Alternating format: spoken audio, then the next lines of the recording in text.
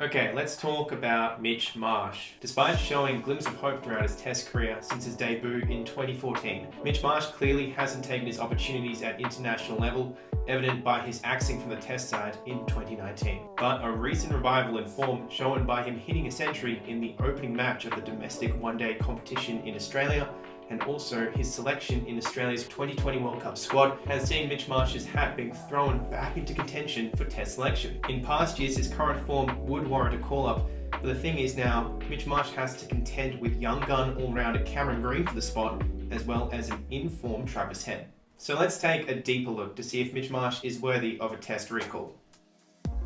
As of October 2021, Mitch Marsh had played 32 tests of 55 innings.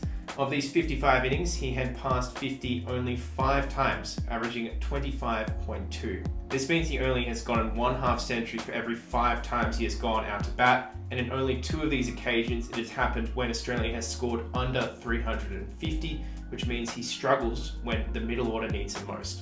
This average of 25.2 is the lowest by a batsman to slot into the position at number 6 in the world, and it also is the lowest by any top 6 Australian batsman since George Giffen in 1896. Okay, those are the stats, and going off them, it's fair to say that Mitchie really hasn't taken his opportunities at international level when he's been given them. So it's pretty justified that he lost his spot in the Test side off those stats.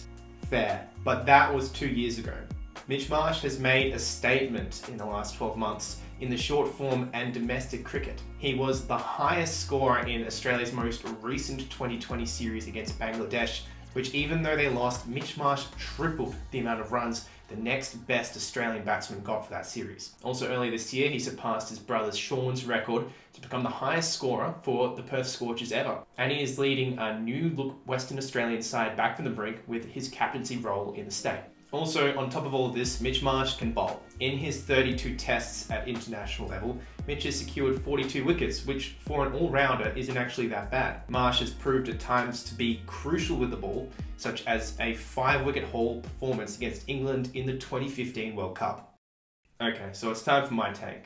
Despite his quite terrible Test record, Mitch is proving to be a very good 2020 and one-day international player, which is what I think he should specialise in. His form at the moment is one of the hottest in the country, and that is why I think he is 100% justified to be playing in this year's 2020 World Cup. But as far as Test matches goes, it gets a bit more murky because Mitch Marsh has yet to prove that his 2020 and one-day form translates over to the Sheffield Shield and Test matches. To be fair though, I think it is hard to argue that the likes of Wade, Harris or Travis Head deserve the spot at number 5 in Australia's Test side any more than he does at the moment. I think the biggest takeaway we can come out of this video with is that Mitch Marsh is actually a decent cricket player, and I don't think enough Australian cricket fans appreciate that. So Australia, I'm speaking to you right now. We need to forgive Mitch Marsh and give him another chance to win over our hearts. We need to let go of all those angry feelings of the past. I know.